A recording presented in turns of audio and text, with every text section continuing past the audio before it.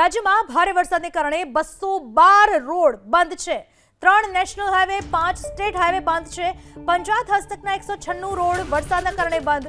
સૌથી વધુ પોરબંદર જિલ્લાના 82 માર્ગ બંધ, નવસારી જિલ્લાના 33, જૂનાગઢ જિલ્લાના 13 માર્ગ બંધ, સુરત જિલ્લાના 16 અને વલસાડ જિલ્લાના 10 માર્ગો બંધ છે। સાબરકાંઠાના 2 અને છોટાઉદેપુરનો 1 નેશનલ હાઈવે બંધ હાલતમાં છે। ભારે વરસાદને પરિણામે ઘણા બધા રસ્તાઓ બંધ જોવા મળી રહ્યા છે, જેમાં 3 નેશનલ હાઈવેનો પણ સમાવેશ થાય છે અને 5 સ્ટેટ હાઈવે બંધ છે। કુલ 212 રોડ બંધ છે। પંચાયત હસ્તકના 196 રોડ વરસાદને કારણે બંધ છે અને સૌથી વધુ પોરબંદર જિલ્લાના 82 રસ્તાઓ બંધ છે।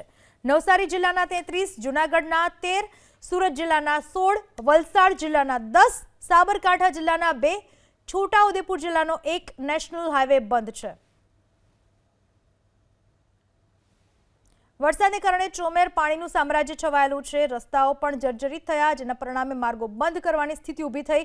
રાજ્યમાં ભારે વરસાદ વરસતા કુલ 212 રોડ બંધ છે। આ 212 રોડમાં 3 નેશનલનો સમાવેશ થાય છે, 3 નેશનલ હાઈવે, 5 સ્ટેટ હાઈવે અને 196 પંચાયત હસ્તકના રોડ વરસાદને કારણે બંધ હાલતમાં છે।